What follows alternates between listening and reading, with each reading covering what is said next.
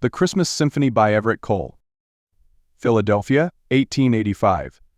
The Academy of Music's rehearsal hall filled with the pure, crystalline notes of a violin as dawn's first light filtered through the frost-covered windows.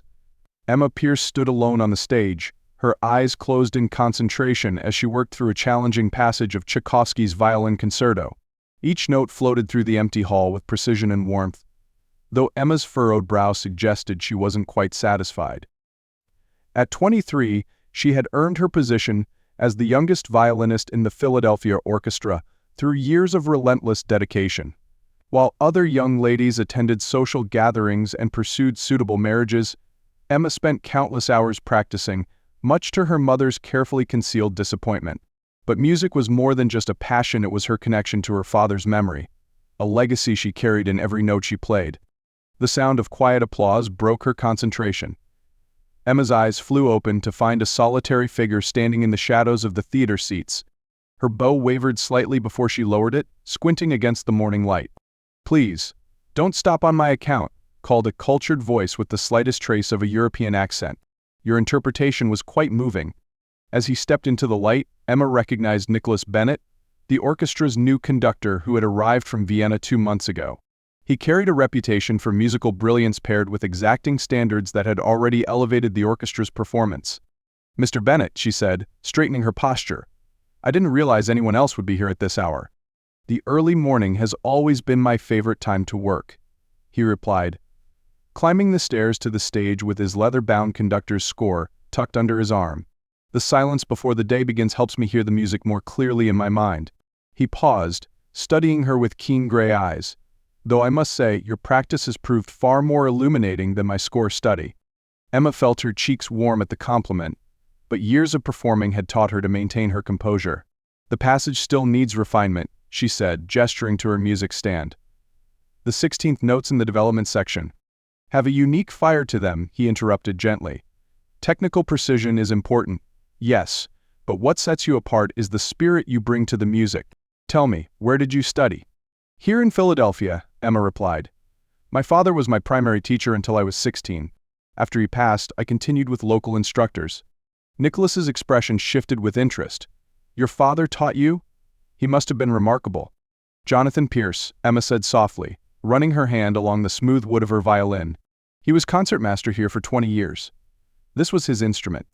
Understanding dawned in Nicholas's eyes. "Jonathan Pierce.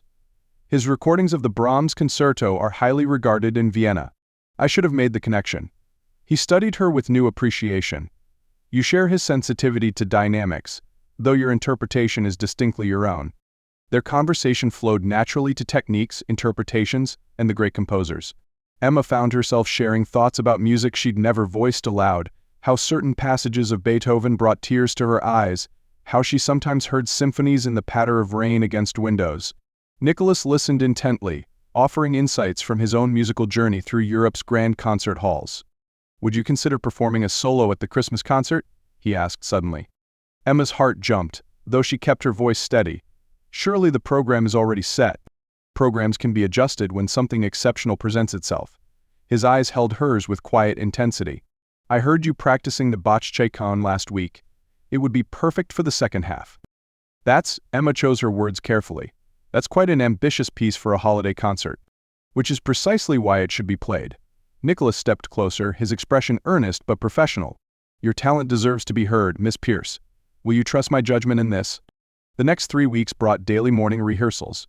Nicholas proved to be an insightful mentor, his suggestions helping Emma discover new depths in a piece she thought she knew intimately. Their musical connection was undeniable, each practice session revealing how naturally they complemented each other's artistic sensibilities. "Music is more than just notes on a page," he observed one morning as they discussed phrasing. "It's the space between the notes, the breath, the silence. Like life itself, the meaning lies in both what is expressed and what remains unspoken." Emma found herself looking forward to their sessions with increasing anticipation. Nicholas was unlike anyone she'd known, passionate about music yet gentle in his guidance, demanding excellence while remaining unfailingly supportive. Their shared dedication to the art form created a bond that grew stronger with each passing day. As Christmas approached, whispers began circulating through the orchestra about their daily meetings. Emma overheard murmurs about propriety and professional boundaries, though she and Nicholas remained focused solely on the music. Still, she couldn't help noticing the warmth in his smile when he greeted her each morning, or the way their hands occasionally brushed while marking the score. The day before the concert, they met for a final rehearsal. Winter sunlight streamed through the hall's high windows, casting long shadows across the stage. "Once more from the beginning," Nicholas suggested. "But this time forget everything you think you know about the piece.